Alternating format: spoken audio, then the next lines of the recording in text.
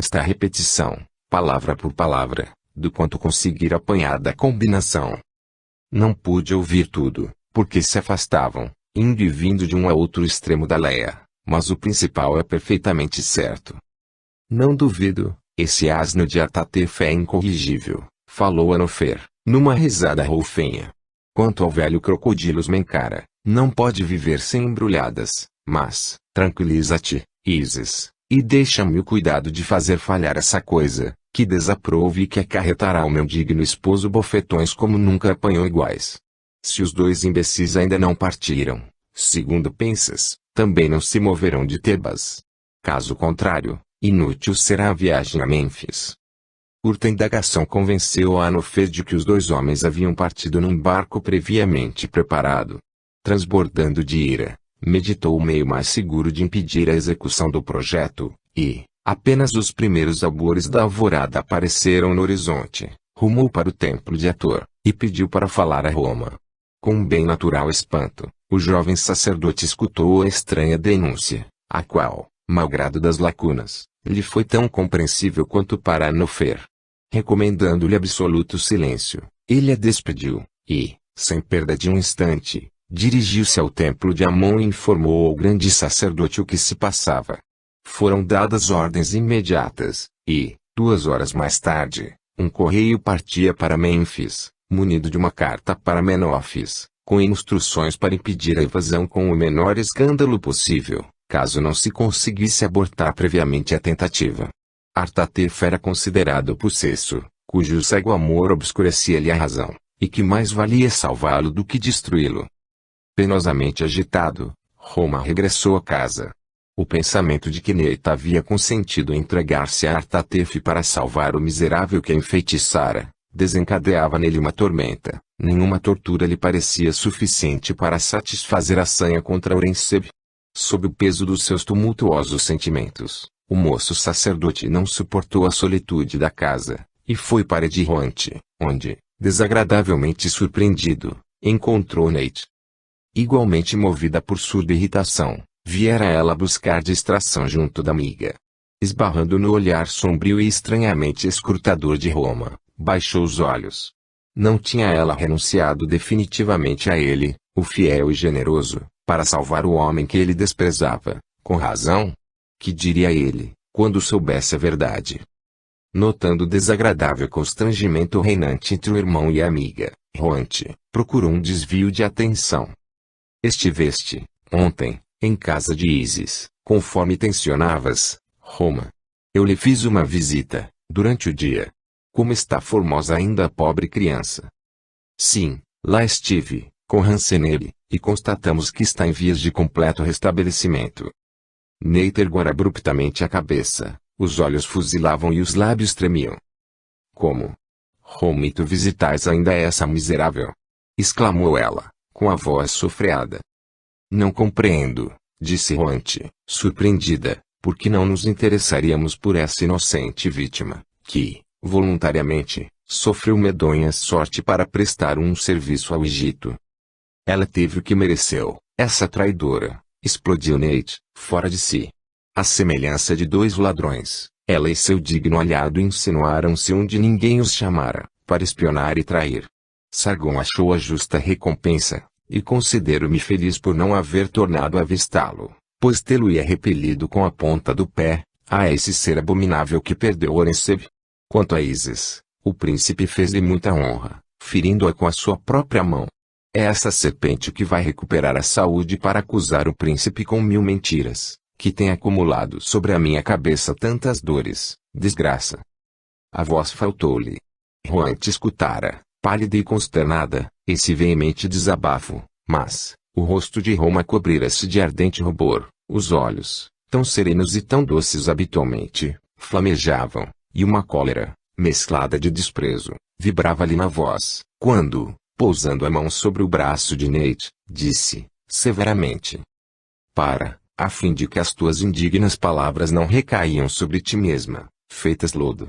Compreendo e perdoo o teu estado, porque conheço o império do veneno que te cega, mas, esse império só se estende aos sentimentos, e não destrói o raciocínio.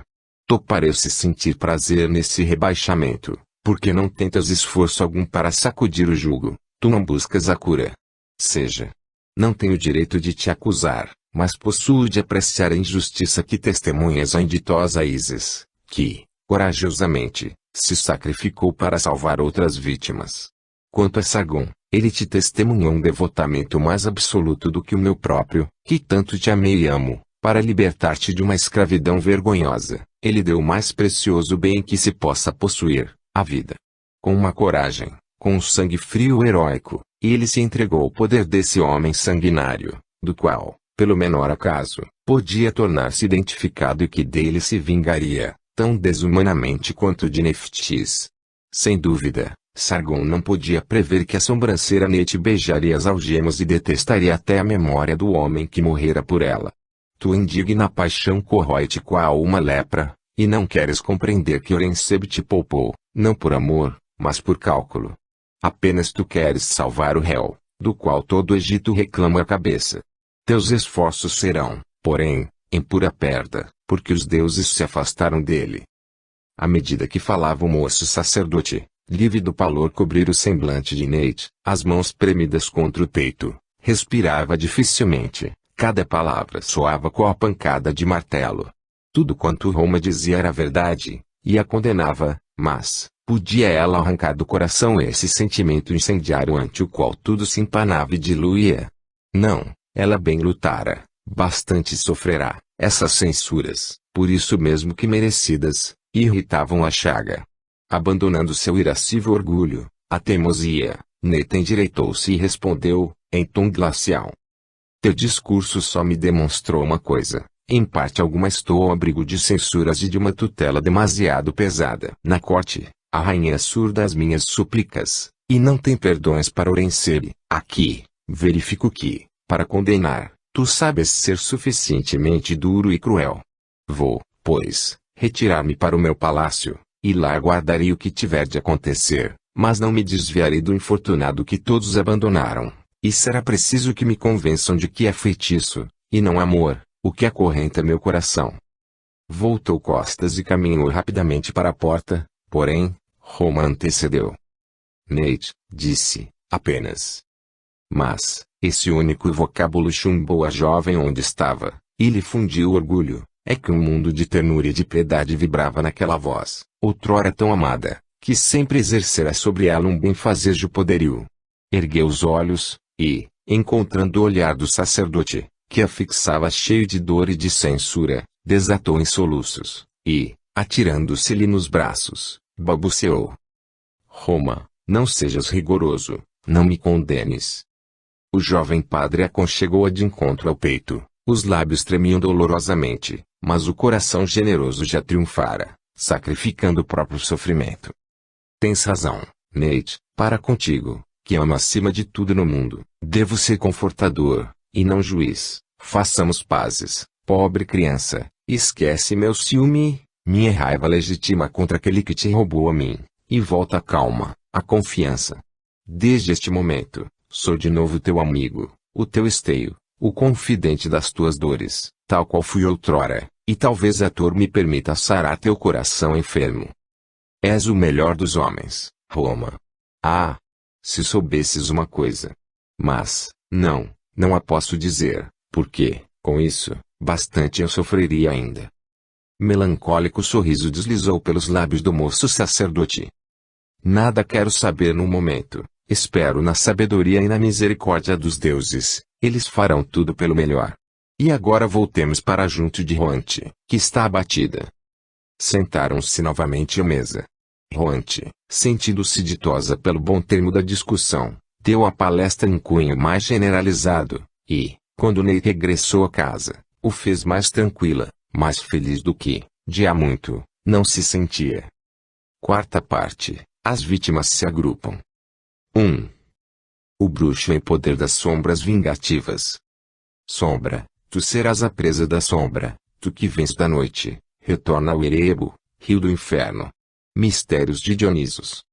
Feliz acaso fizera Horenseb salvar-se dos soldados que o perseguiam, e o ótimo cavalo por ele montado fizera-lhe ganhar considerável avanço, mas, bem depressa compreendeu que essa montada denunciá-lo ia, e, Forçado a abandoná-la, deveria prosseguir pedestremente para o rumo, andando durante a noite, escondendo-se durante o dia nos campos, nas rochas ou nos caniçais.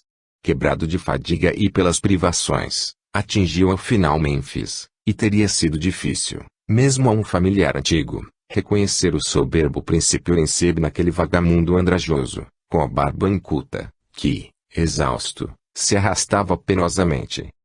Em uma grande povoação, próxima de Mênfis, onde entrou forçado pela necessidade de procurar algum alimento, uma derradeira emoção aguardava-o. Fanfarras luzidas emocionaram e atraíram a população para as bordas do rio, onde um escriba real leu a ordem da rainha e depois a proclamação do Conselho dos Sacerdotes, ordenando a todo egípcio buscar e entregar à justiça o príncipe Ourensib, acusado de crime capital, e proibindo, sob pena de morte, dar-lhe asilo, alimento ou proteção.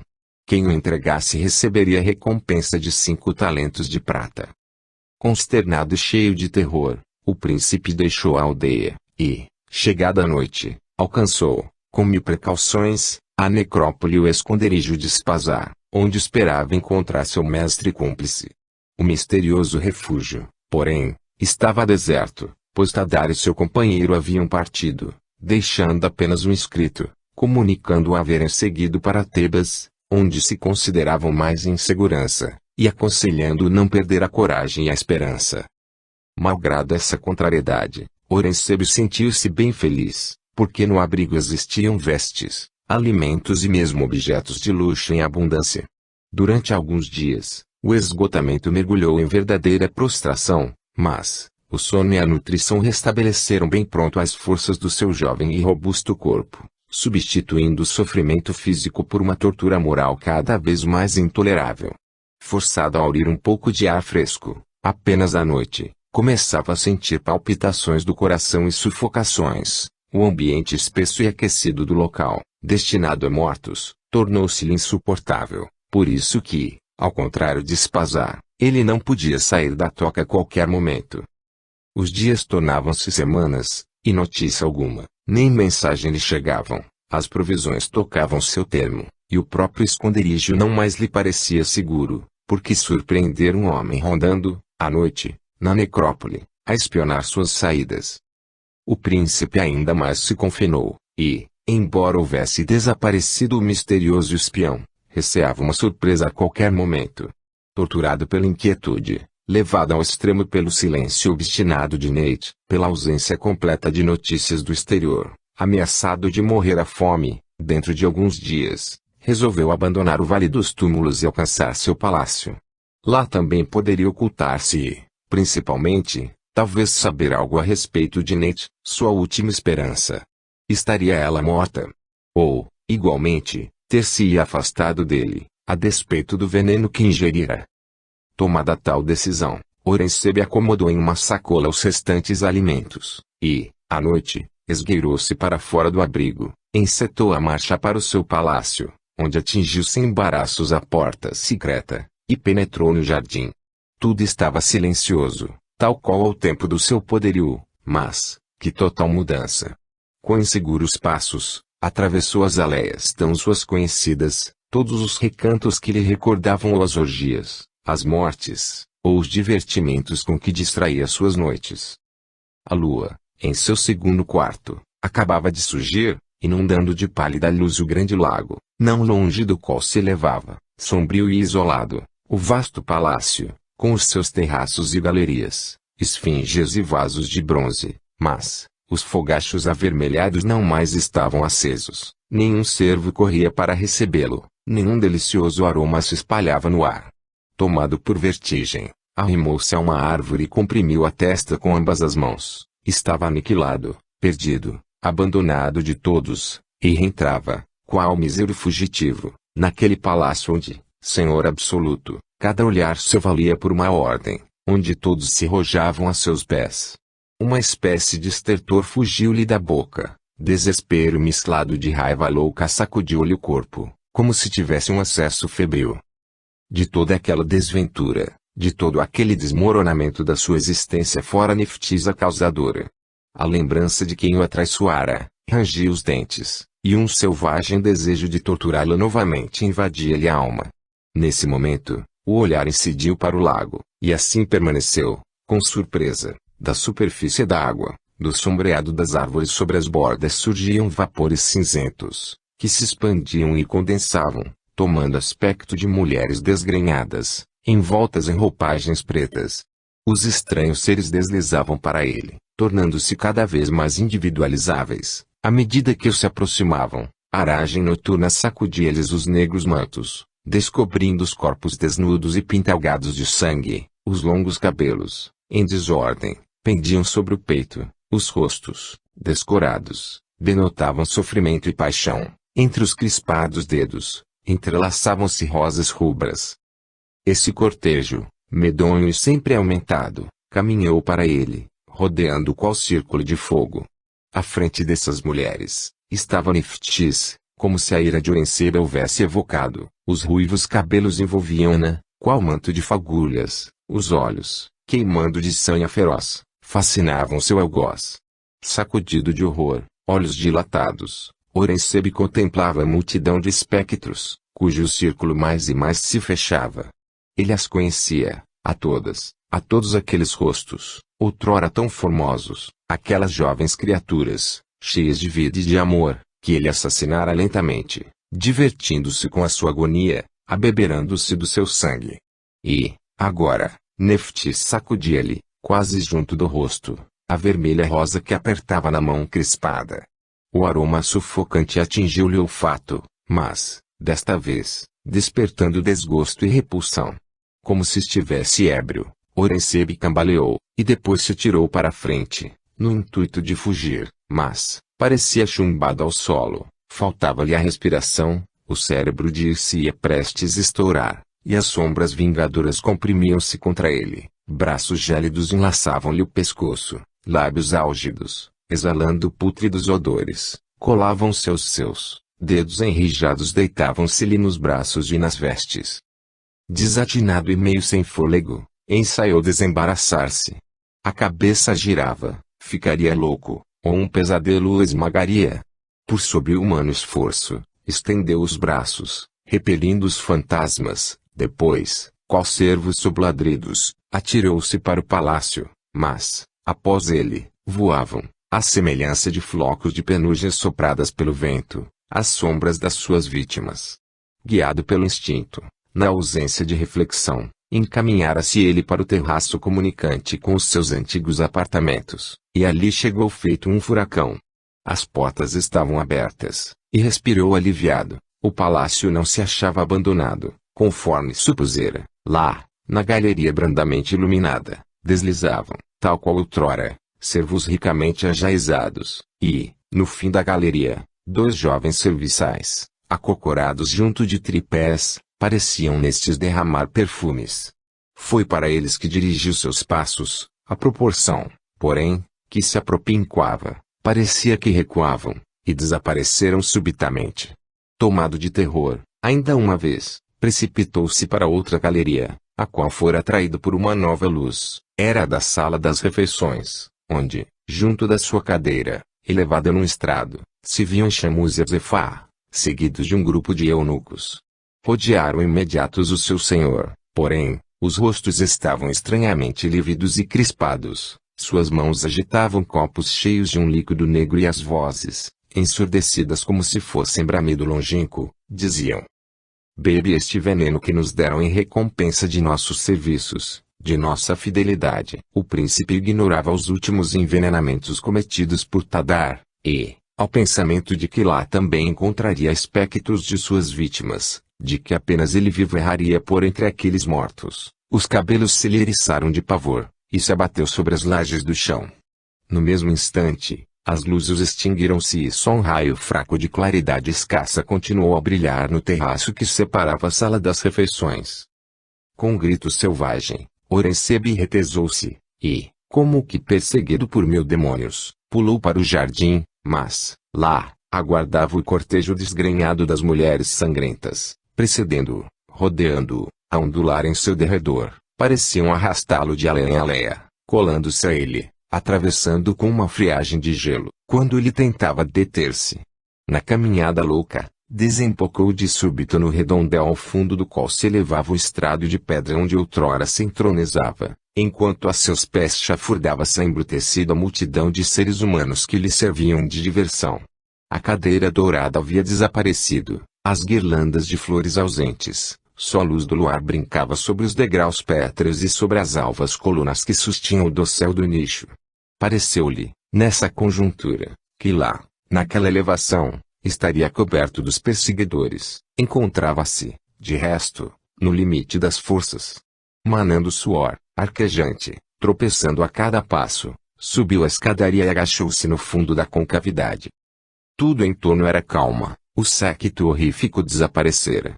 Extenuado, querendo comprimir com as mãos o agitado coração, fechou os olhos, mas, de pronto, estremeceu. Sons confusos, cânticos distantes atingiram seu ouvido. O rumor aproximou-se, pouco a pouco, aumentando de intensidade, lembrava o sibilar de uma ventania de temporal, entremeado de ruídos surdos, esvaindo-se qual a queixa de um moribundo, e depois uma selvagem melodia atuante qual fanfarra, acompanhada de gritos dissonantes e de sussurros de orgia. Fremente, endireitou-se, e o olhar, espavorido, voltou-se para a clareira que começava a popular-se. Lá, deslizavam, em fila, as cantoras, com as harpas nos braços, os dedos lívidos percorrendo as cordas, os lábios azulados entreabertos, enquanto as dançarinas, tão vaporosas que deixavam ver os objetos circundantes através de seus corpos diáfanos, bailavam sem descanso nem trégua, sacudindo as brancas vestimentas, torvilhinhando num rodar desenfreado. Em redor, agrupava-se uma turba, muda, de faces lívidas e imóveis. Era o corte que ele tivera prisioneira no palácio encantado, e que vinha, tal qual outrora, rodeá-lo e distraí-lo. Apenas, todos quantos tinham vivido, trabalhado e divertido o amo, estavam mortos, ceifados na flor da idade, e a recreação que ofereciam ao antigo carrasco era uma diabólica vingança. Acocorado, qual quadrúpede da selva, no fundo do nicho, o corpo encharcado de transpiração gelada, fixava o terrificante espetáculo. Quisera fugir, mas não ousava tal, porque nos degraus estavam igualmente agachadas Niftes e suas companheiras, e se ele pousasse o pé nos degraus eles afundariam, e o atro abismo, antevisto por Nate, o engoliria. Não, estava prisioneiro ali, e devia assistir às danças, escutar os cânticos que, na sua discordante e selvática melodia, como que incorporavam as paixões insaciadas daquelas almas sofredoras, e excitavam os desejos desordenados do coração humano, que tomavam vida, bramindo qual tempestade. Quem não conhecia aquela dolorosa música, imagem da luta entre o homem e a divindade, entre o bem e o mal, entre a destruição e a conservação? Esses sons trespassavam, tal qual agudas flechas, o dolorido coração do homem encanado, criminoso, sucumbindo sob a expiação, igual ao espírito que erra sem repouso no espaço, ouvindo gritar em todas as suas vibrações: as leis divinas que afrontaste vingam-se sobre ti mesmo, teus próprios abusos criaram os sofrimentos. Criatura cega, que, em tua ira, matas, ficas sabendo que destróis apenas uma forma de argila, e a centelha imortal, que habitava nela, transforma-se e eleva, na marcha grandiosa do labor eterno. Não te ouvides de que o gozo do crime é sempre um transitório momento, em seguida do qual pesadamente se estende a punição. Por incoercível lei de equilíbrio, o mal praticado recai sobre ti, apossa-se do teu frágil coração e o tritura sob a dor expiatória, até que, tornado tenro e flexível, seja apto para refletir a divindade na sua perfeição infinita. Sem o compreender, Horensebe pagava, durante aquela infernal noitada, os criminosos prazeres. Ele se considerara invulnerável nos momentos em que tudo se quebrava a seus pés. O primeiro raio do sol no levante pôs, afinal, um termo às horas de angústia. As trevas desapareceram e com elas as sombras vingativas. Benfazejo calor penetrou os membros entorpecidos do culpado, dissipando-lhe o torpor. Ra parecia dizer-lhe: vê, eu sou a claridade, inimiga das trevas, e meus fulgentes raios põem o crime em fuga. Se me houvesses ficado fiel, não temerias a noite, repouso, quentura, amor, tudo a ti eu teria dado. Lentamente, Cabeça baixa, Horensebe desceu e arrastou-se para o pavilhão onde Nate dormira ao sono encantado. O leito ainda ali estava, e, afastando as cobertas, o príncipe mergulhou num sono de chumbo, exaurido totalmente de todas as forças. Quando, afinal, despertou, o sol descia no horizonte, sentiu o céu quebrado, a cabeça pesada e atormentado pela fome e sede. Aproximando-se de um nicho, abriu o pequeno armário secreto dele e retirou uma ânfora com vinho e uma caixeta com frutas confeitadas em mel, com o que acalmou a fome, voltando novamente ao leito, para coordenar ideias. O horror da sua posição apareceu-lhe em toda a nudez. Estava perdido, sua cabeça posta a preço, aquele palácio deserto seu último asilo. Os mortos, é certo, serviam-no ali fielmente, porém, só em lembrar-se da noite, gelado o arrepio percorreu-o. Pensou em Nate, a única vítima que poupara, não por amor, e sim por interesse, e que, evidentemente, o abandonara, ou tivera infrutífera intercessão junto à rainha. Decididamente, tudo terminara. Amargo desencorajamento, uma lassitude sem classificação avassalava-o, não valeria mais terminar tudo, entregar-se ele mesmo. A noite surpreendeu nas reflexões, e, com as trevas, ressuscitaram os terrores, cada rumor fazia-o estremecer, de cada canto acreditava ver surgir um dos terríveis espectros. Com súbita resolução, ergueu-se. Arriscar tudo era melhor do que permanecer sozinho naquele local. Avizinhando-se do armário secreto, retirou um achote, que acendeu, e, evitando olhar para a direita ou para a esquerda, rumou para o palácio. Parecia-lhe que, por detrás, pisava no chão a turba invisível e que, da sombra de uma coluna, se destacava a cabeça desfigurada de Neftis, olhando com raivoso chacotear, mas, reunindo toda a coragem, passou além. Atravessou correndo os seus apartamentos, e bem depressa se encontrou na parte reservada antigamente ao pessoal dos serviços. De repente, confuso murmúrio chegou-lhe ao ouvido. Parou para orientar-se, e compreendeu que um grupo numeroso de homens devia encontrar-se no pátio contíguo, dependente dos aposentos ocupados outrora por Azefá, Shamus e outros servidores de confiança. Apagou o achote, e, abrindo uma porta oculta, achou-se sob a arcada sombreada de um peristilo, contornando o vasto pátio no meio do qual se encontrava uma escudela. Respirando custosamente, encostou-se à parede e fixou, com sombrio olhar, os imprevistos hóspedes que se albergavam em seu palácio. Em redor de muitos braseiros, estavam acocorados soldados, conversando e brunindo suas armas, enquanto num pequeno terraço, fortemente iluminado, 2 oficiais se entretinham no jogo de damas. Uma escolta, comandada por um terceiro, entrava então, regressando de ronda. Resolvendo-se bruscamente, o príncipe abandonou o esconderijo e andou reto para o terraço, mas, ao aparecer no círculo da luz, os soldados pularam, aos gritos, os oficiais pegaram as armas, e, num abrir e fechar de olhos, estava no centro de uma roda ameaçadora de lanças e espadas. Todo este tumulto é desnecessário, disse Horensebe, calmo traço, eu me entrego, voluntariamente. Haja sabiamente, respondeu Antef, baixando a espada, em poupares uma luta. Vou comunicar ao grande sacerdote Amenófis a tua prisão, e, até novo aviso, ficarás aqui, prisioneiro. Tendo dado algumas ordens, Antef pôs a mão no ombro de Horensebe, que permanecia silencioso, e disse: segue-me, vão servir-te uma refeição e preparar uma cama. Alimenta-te e dorme, pois me pareces exausto. Meia hora mais tarde, o príncipe estava à mesa, ante um bom jantar, em sala do seu antigo apartamento. Ao menos, não estava só. Come, sem temor, nada está envenenado como estavam as provisões que deixaste aqui e que mataram os teus servidores, disse Antef, com amargura. Horensebe baixou a cabeça, com esforço comeu um pedaço de caça e bebeu um pouco de vinho. Depois, voltando-se para o oficial, perguntou, hesitante: sabes onde se encontra, agora, Nate, minha esposa? A nobre Nate está em Tebas, mas, se contas com ela para obter teu perdão, esperarás inutilmente, a menos que consigas inocentar-te dos crimes e sacrilégios que te imputam, respondeu, irônico, Antef. Deita-te, dorme, tu careces de forças.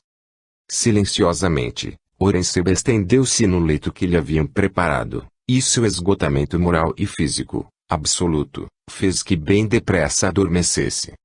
Na tarde desse mesmo dia, Artateve, Smenkhara e um velho preto, devotado, haviam chegado a Mênfis, dissimulando no fundo da sua embarcação uma grande caixa para a múmia, destinada a esconder em seu interior o perigoso réu procurado em todo o Egito. Quando anoiteceu, Artateve e seu cúmplice rumaram para o Vale dos Túmulos, mas, em vão procuraram o príncipe e chamaram por ele, guiados pelas indicações de Neit, foram ao esconderijo de Spazar, e convenceram-se de que Orenceba abandonara o refúgio. Acabaram as provisões, e refugiou-se no palácio, monologou Artateve. E, maldizendo a infeliz eventualidade, resolveu procurar o príncipe, imediatamente, em seu novo retiro. Penetraram sem estorvo nos jardins, deixando a embarcação escondida nos caniçais, mas, infrutiferamente vasculharam todos os latíbulos indicados por Neit. O príncipe não era encontrado. Estará no palácio, murmurou Smenkhara, enxugando o suor que lhe escorria da testa. Vamos lá, e o acharemos, salvo se foi preso. Eu sei, felizmente, onde se alojam os soldados, respondeu Artateve. E os dois aventureiros penetraram resolutamente na casa, que, de início, examinaram, sem resultado. De repente, porém, o audaz homem parou, estremecendo, e pegou o braço de Smenkhara. Por uma porta aberta, viu uma sala, iluminada por achote preso à parede, e, sob a luz avermelhada, reconheceu Orenceba, estendido, olhos fechados, sobre um leito de repouso. Soldado etíope, de costas, estava de sentinela, encostado a uma coluna. Serpeando, qual réptil, Artateve, deslizou para o vigilante, e lhe enterrou um punhal nas carnes. Sem um grito, o soldado estendeu os braços e, sustido pelo assassino, resvalou para o chão, sem ruído. Então, Artateve, célere qual sombra, aproximou-se do leito do príncipe, e, apoiando-lhe a mão na boca, sussurrou. Não grites, Orenceba, sou um amigo enviado para te salvar, acrescentou, ao ver que o prisioneiro abriu os olhos. Sem discutir, animado de nova esperança, o príncipe levantou-se e seguiu o seu libertador. Smenkhara reuniu-se a eles, e, sem obstáculos, atravessaram grande sala contígua, quando, inesperadamente, uma porta abriu, e, mudos de espanto, encontraram-se face a face com uma esquadra de soldados, sob comando de oficial, que regressava de render sentinelas. Traição, gritou, reconhecendo o príncipe. Este, porém, e os dois companheiros tentaram abrir caminho, atirando-se com furor contra a patrulha, e encarniçado combate se travou, por isso que Artateve também armara o príncipe com uma machadinha e punhal. Os gritos e o barulho da luta alarmaram todo o palácio, e Teve, seguido de uma dezena dos seus, irrompeu na sala. Instantes depois, tudo terminara. Orenceba, desarmado, estava seguro por 20 braços, enquanto, por entre 7 e 8 cadáveres espalhados, se viam Artateve, com uma faca enfiada no peito, Smenkhara, com o crânio fendido por golpe de machadinha. Não acreditaria houvesse no Egito um homem, e principalmente um dignitário, que pretendesse subtrair-te à justiça, disse Teve, embainhando a espada, mas, parece que possuis bons sortilégios, suficientes para perturbar um cérebro tão sólido quanto o de Artateve. Como não tenho vontade de arriscar ainda uma vez a minha cabeça, por tua causa, vou acorrentar-te, e vigiar-te, eu mesmo. Uma hora mais tarde, mensageiro do templo cientificava do projeto de evasão que se soubera pelo enviado de Tebas. Teve respondeu a isso, levando o portador do aviso até junto dos cadáveres dos dois cúmplices e mostrando-lhe o prisioneiro acorrentado. Ao amanhecer, Amenófis, acompanhado de muitos sacerdotes, veio ao palácio, e, após curto interrogatório, ao qual Orenceba não deu resposta alguma, declarou que dentro de 2 horas partiriam para Tebas, ordenando Teve conduzir o prisioneiro, sob conveniente escolta ao ponto onde estava reunida a flotilha destinada a transportar para a capital o grande sacerdote, o prisioneiro, os soldados e algumas testemunhas de importância. A notícia de que o feiticeiro fora preso espalhou-se na cidade, qual rastilho de pólvora, e saindo da multidão, ávida de ver o terrível homem, afinal derribado, atropelou-se na direção do palácio, congestionando todos os acessos e espiando, sôfrega, a saída do cortejo. Verificando a existência desse tumulto, Antef pensou em conduzir o prisioneiro pela saída sobre o Nilo, mas o rio também estava coberto de barcos, que bloqueavam a escadaria, e o jovem chefe teve de renunciar a tal projeto. Após uma espera, que pareceu eterna para a população aglomerada, a maciça porta foi aberta, dando passagem a um destacamento militar e de policiais, que forçou a turba a abrirem filas. Em seguida, apareceu Orensebi, pés e mãos ligados a correntes, escoltado por Antef, empunhando a espada desembainhada, rodeado por um destacamento de soldados.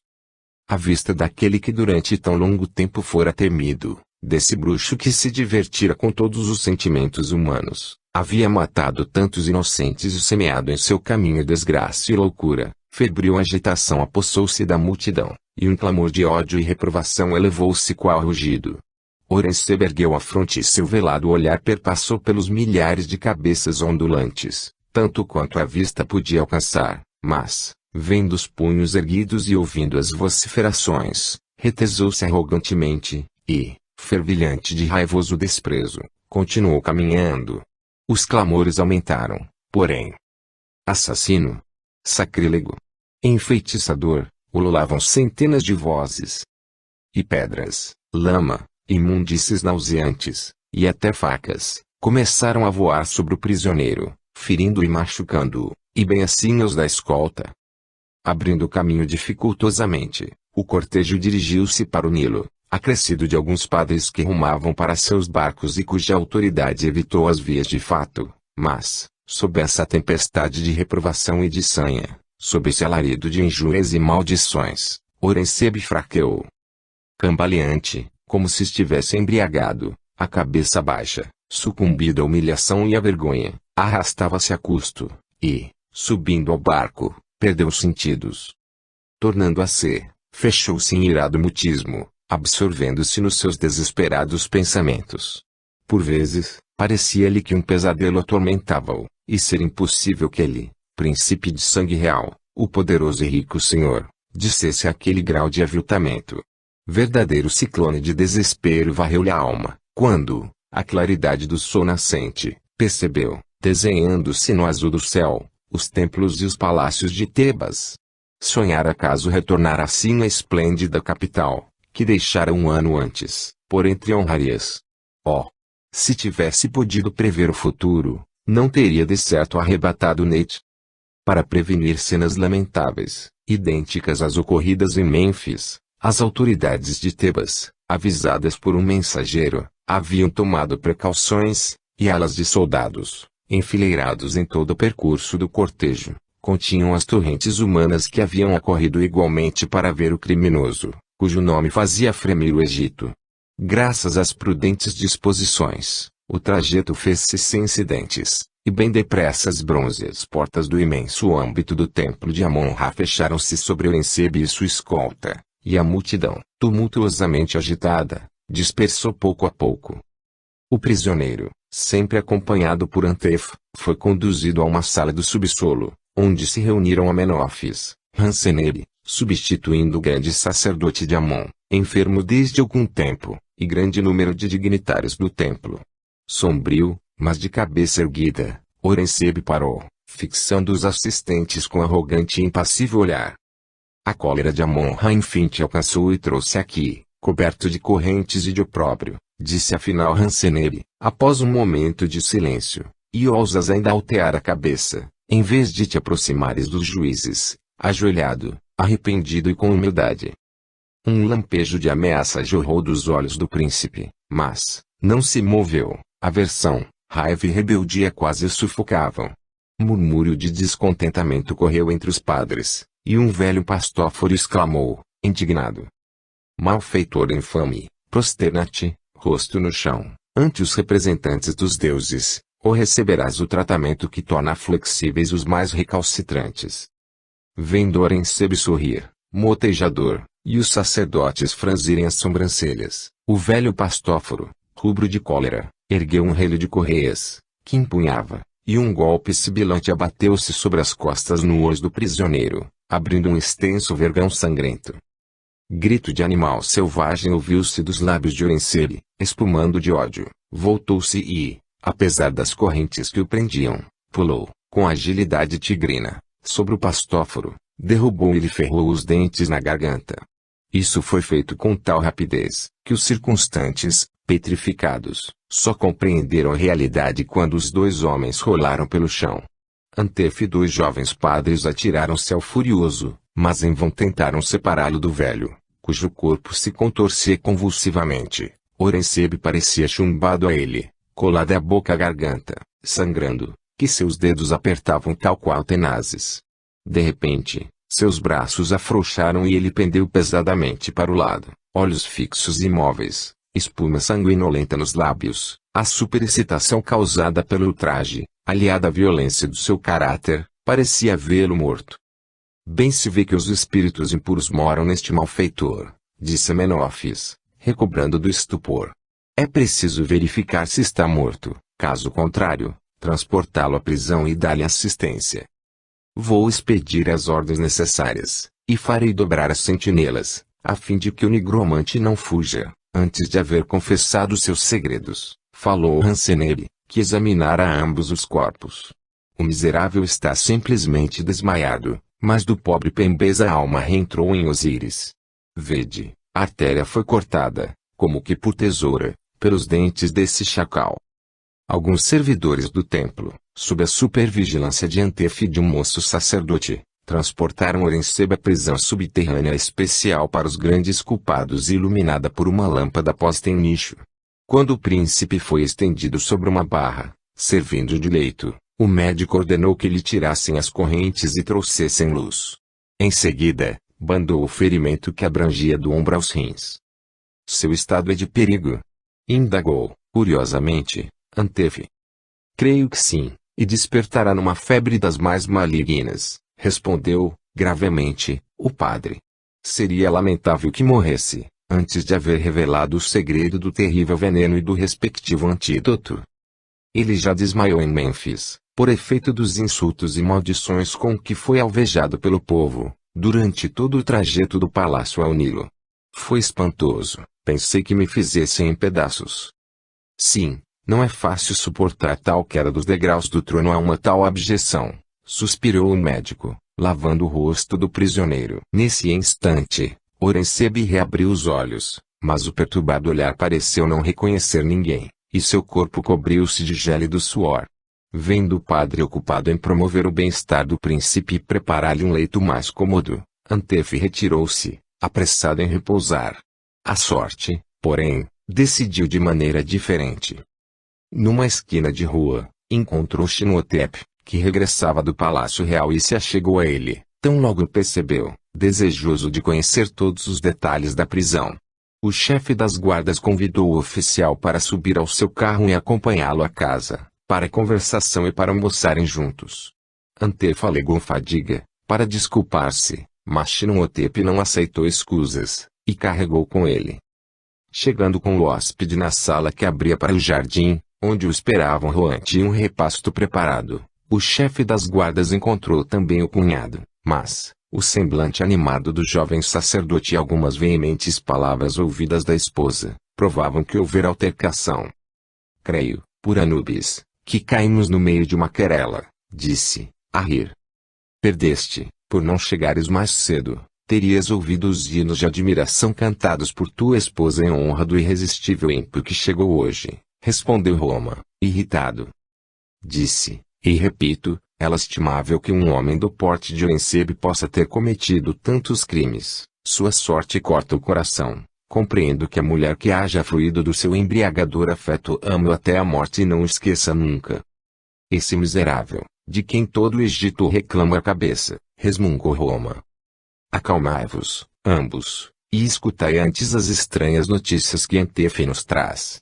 É indubitável ser Orencebe um extraordinário mago, para poder conquistar um cérebro tão sólido quanto o de Atateve, que se fez matar para salvá-lo. Ah! Ele morreu, murmurou Roma, enquanto Hunt assediava de perguntas o jovem oficial.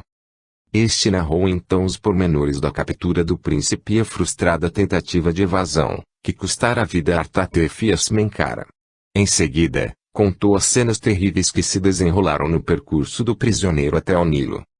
E hoje, concluiu Antef, o belo Horensebe recebeu a primeira vergastada na sala inferior do templo, por haver recusado prosternar-se. Hunt, que escutara palidíssima, emitiu um grito e escondeu o rosto com as mãos. Não queres beber um pouco de vinho? Temo que desfaleças, disse, ironicamente, Roma. Pensamento esmagador, dorso principesco e tão formoso receber um golpe de vergalho. A meu ver, uma chicotada é bem pouco. Esperemos que o resto venha.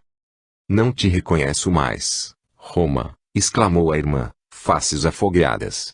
Tal crueldade é indigna de um servidor dos deuses, o teu ciúme faz-te cego e enraivecido. O restante não teria faltado, nobre Roma, disse Antef, a rir, se Horensebe tivesse deixado ao executor tempo de agir, mas, atirou-se a ele, e lhe seccionou completamente a garganta com os dentes. Em seguida, de raiva, todo o seu corpo se inteiriçou e descaiu no chão. Quanto ao pobre Pembeza, já estava morto quando Erguaram. Foi Pembeza que lhe matou? Eis o que é doloroso, murmurou Roma, aturdido. É um verdadeiro animal feroz. Teria ele explodido de raiva? Perguntou Chinotep.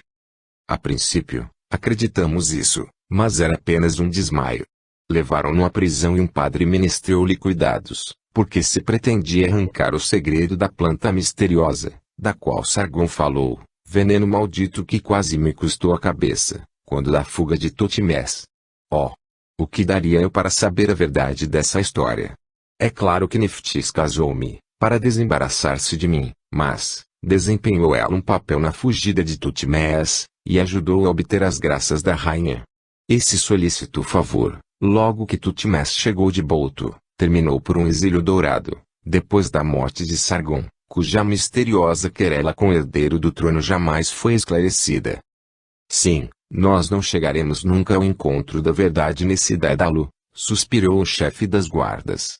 Quanto a Horensebe, pagará duramente seus crimes. Que sorte o aguarda? Indagou Hunt. A morte, e morte afrontosa, será enforcado e seu corpo dado aos corvos, ou murado vivo. É doloroso. De que modo suportará Neito saber que assim foi condenado? Por agora, escondem-lhe a prisão, e não sabe da sua chegada, mas, com o tempo, não lhe poderão ser ocultadas tais coisas. O mais razoável seria enviá-la em peregrinação a algum templo distante, observou Chinotep. Desse modo, estaria longe durante o julgamento e suplício, todas essas pungentes emoções ser-lhe-iam poupadas, e, uma vez morto Horensebe, ela o prantearia, e, em consequência, esquecê-lo-ia pouco a pouco. Todos concordaram com esse parecer, mas, porque Neit se encontrava no Palácio Real, e ninguém ousasse aconselhar a Tazu nesse sentido, por isso que a rainha decidia de tudo com referência à sua protegida, força era sobrestar no assunto. Pouco depois, cada um tomou rumo, Antef para regressar a casa, Chinotep para fazer a cesta e Roma para ir ao lado da filha de Pembeza e dar consolo à família tão inopinadamente atingida pela morte do velho Pastóforo, querido e considerado de todos. Trabalhada pela inquietude e expectativa, consumida pelo sutil veneno que lhe ardia nas veias, Neit confinava-se o mais possível na solitude do apartamento, e somente quando os serviços a chamavam junto da rainha, sacudia o torpor, e espreitava avidamente nos olhos da soberana um momento favorável para lhe arrancar a promessa de perdão. Depois do jantar, no dia em que o feiticeiro fora reconduzido aos muros de Tebas, circunstância da qual apenas ela ignorava as emocionantes peripécias, Neit estava deitada, quando lhe anunciaram que Mena desejava vê-la. Mandou que o introduzissem, e, tão logo ficaram a sós, o oficial disse, misterioso: quisera informar-te de graves notícias dele, tu me compreendes, mas juras não divulgar de quem as obtiveste. Porque é proibido falar nestes assuntos em tua presença, e arrisco a cabeça pela desobediência. Neit levantara-se, muito pálida. Juro pelos 42 juízes de Amenti, morrerei antes de te atraiçoar, mas, suplico-te, dize o que sabes dele. Sem se fazer rogar por mais tempo, Mena narrou tudo quanto conhecia sobre a prisão do príncipe, a morte de Atatefe, a cena ocorrida pela manhã no templo, e, por fim, a enfermidade de Orenseb.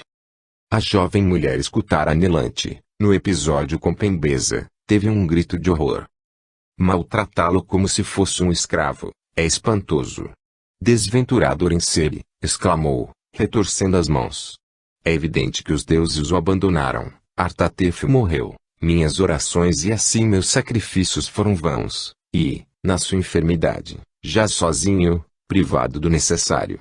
Ó Mena, ajuda-me, aconselha-me, que posso fazer para aliviá-lo, ao menos? Mena coçou a orelha. Não é fácil imaginar, no entanto, eis o que me parece mais eficaz. Implora a rainha permissão para enviar-lhe socorros em vestimentas, trastes e nutrição substanciosa. Sei que amanhã, cedo, Aminofis e Hanseneb têm audiência a propósito do processo. Espreitos, finge-te inteirada de tudo e pede, a eles também, autorização de confortar o enfermo. Para dispô-los a favor, envia, ao amanhecer, dádivas ao templo.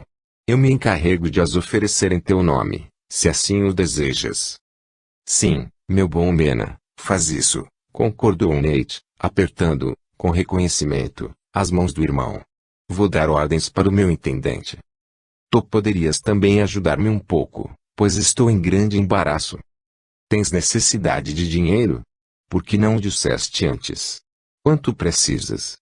Mena jamais fora modesto, e apontou uma cifra redonda, que Nate concedeu, sem discutir. Depois, escreveu uma lista dos objetos de preço que ofereceria ao templo de Amon e ao de Apis, em Mênfis. No momento em que o oficial se despedia, lembrou. Leva também uma pele de tigre que Tutmés me presenteou, as garras são de ouro, e Hanseneb não deixará de admirá-la. A jovem mulher passou uma noite de insônia. A superexcitada imaginação desenhava-lhe a prisão de Orenseb, todos os sofrimentos do enfermo, e sua alma estava transbordante de desespero e compaixão. Decidira-se a tentar, uma derradeira vez, enternecer a rainha, por lhe estar facilitado o aproximar-se, no dia seguinte, sem despertar atenção, pois estava de serviço junto da soberana. As horas, até esse momento, pareceram-lhe uma eternidade. Atazu era madrugadora. Assim, quando Nate penetrou no apartamento real, a velha ama apontou-lhe a azoteia onde a rainha já tomava o seu pequeno almoço. Para essa refeição, não admitia nunca a embaraçosa comitiva que rodeava, pela etiqueta, os reis do Egito, desde o levantar ao deitar. A mulher espiritual e original, que tão virilmente sustinha o peso do cetro e da dupla coroa, dera prova, na questão de etiqueta, da independência de espírito que caracterizava todas as suas ações, sacudindo o esmagador cerimonial que regia cada gesto do faraó, reservara para ela, exclusivamente, as horas que mediavam entre o levantar-se e a da primeira audiência, e apenas uma das damas de honra, de serviço, tinha permissão de aproximar-se, durante esse período. Quando Nate penetrou na azoteia, a rainha estava com os cotovelos apoiados à mesa, na qual se via a refeição, visivelmente intacta, nos pãezinhos vermelhos postos na cestinha de prata cinzelada e no copo liteno, lavrado, de que se servia sempre, cheio de leite até as bordas. O belo e severo semblante do faraó estava pálido, e era evidente que tristes, penosos pensamentos oprimiam a rainha, que não se apercebeu da chegada de Nate, e somente quando esta se ajoelhou e beijou a fímbria, estremeceu e se voltou. És tu, Nate.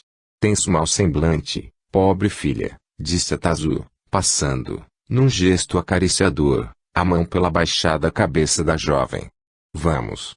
Não recomeces a chorar, tua dor desgarra meu coração, porque dela compartilho, sem poder remediá-la. Compreende, pois, minha querida, que sou rainha do Egito, o faraó guardião nato das leis, e que esse louco furioso, ébrio de assassínios, não me deixou, ele próprio, meio algum de poder salvá-lo. Submete-te, por isso, ao inevitável. O tempo, que sara todas as chagas, fará que esqueças esse homem indigno. A vida reconquistará seus direitos. Sei, por experiência pessoal, porque perdi mais do que tu. Naromat era um herói, tão nobre quanto formoso, valente guerreiro, que tombou defendendo sua pátria e cujas façanhas despertavam a admiração dos próprios inimigos. Os deuses são por vezes cruéis, e não concedem nunca aos mortais ventura completa. Deram-me poderio, mas recusaram-me qualquer outra alegria. Tu, pobre filha, eu te devo negar ante o mundo, e quando quis, ao menos, dar-te felicidade, fui impotente ante o destino. Não me julgues ingrata, minha mãe e benfeitora, murmurou Nate, premindo os lábios escaldantes na mão da rainha.